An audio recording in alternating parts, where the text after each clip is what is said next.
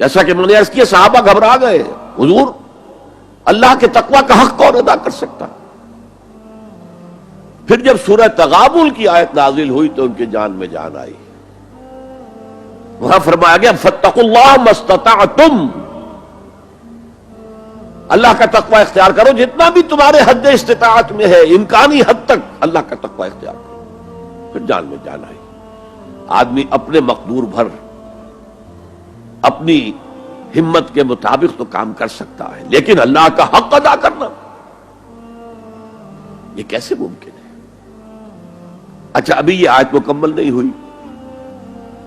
دوسرا حصہ اس سے بھی زیادہ تاکیدی ہے.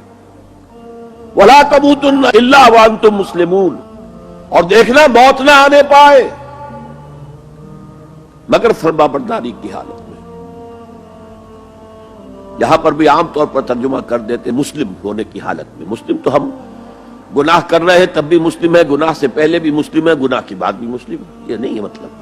فرمانبرداری مسلم کے اصل معنی کیا ہے؟ موت نافرمانی کی حالت میں کہیں نہ آ جائے تمہیں. وہ کوئی ضمانت تمہارے پاس نہیں ہے کہ تم کسی گناہ کا ارتکاب کر بھی چکو گے، پھر تمہیں توبہ کا وقت بھی مل جائے گا، پھر موت آئے گی، اس سے پہلے موت نہیں آ سکتی. کیا معلوم عین اس گناہ کے ارتکاب کے دوران موت آ جائے. وہ موت کیسی ہوگی؟ شاید آپ کے علم میں ہو، لکھنؤ کے ایک بہت بڑے شاعر تھے اور ان کی موت بہت ہی مکروہ حالات میں واقع ہوئی.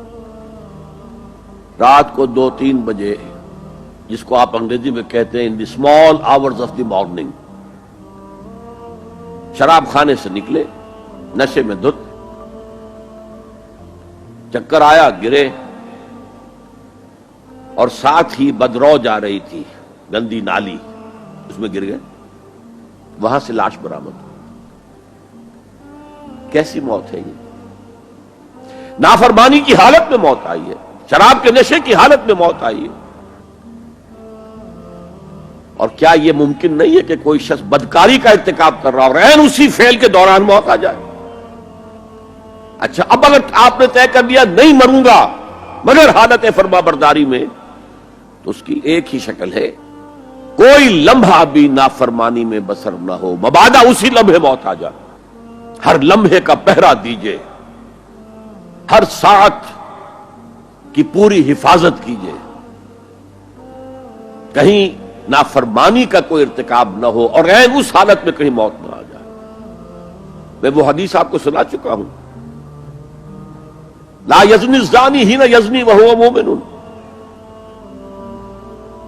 کوئی زانی حالت ایمان میں زنا نہیں کرتا، جب وہ زنا کر رہا ہوتا ایمان اس کے دل سے نکل کر اوپر سر پر منڈلاتا رہتا. کوئی چور حالت ایمان میں چوری نہیں کرتا. ولا یسرق السارق حین یسرق وہو مومن. کوئی شرابی حالت ایمان میں شراب نہیں پی سکتا. ولا یشرب الخمر حین یشرب وہو مومن. اگر ایمان بھی ہو دل میں اور یہ حرکات بھی ہو رہی ہو تو وہ ایمان 2 پیسے کا نہیں، 2 ٹکے کا نہیں. کیا اس ایمان کی قیمت ہے؟ کیا قدر و قیمت ہے اس کی؟ اب اگر عین اسی حالت کے اندر موت آ گئی تو یہ تو خلوع ایمان ہے، ایمان کا خالی ہو جانا ہے. یہ ہے وہ بات جو کہی گئی. اب یہ اسلام اور تقوی، ان دونوں کو یہاں نوٹ کر لیجئے. یا ایھا الذین آمنوا اتقوا اللہ حق تقاتہ ولا تموتن الا وانتم مسلمون.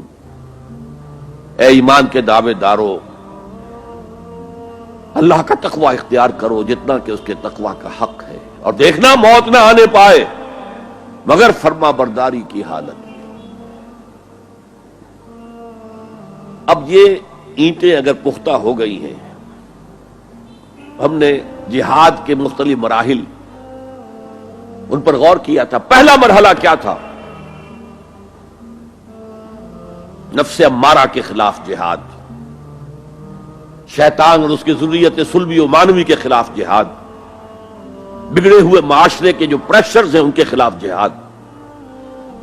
یہ 3 جہاد کر کے کما حقہ فرض کیجئے کہ اب آپ تقوی اور فرما برداری کی روش پر راسخ ہو گئے، قائم ہو گئے.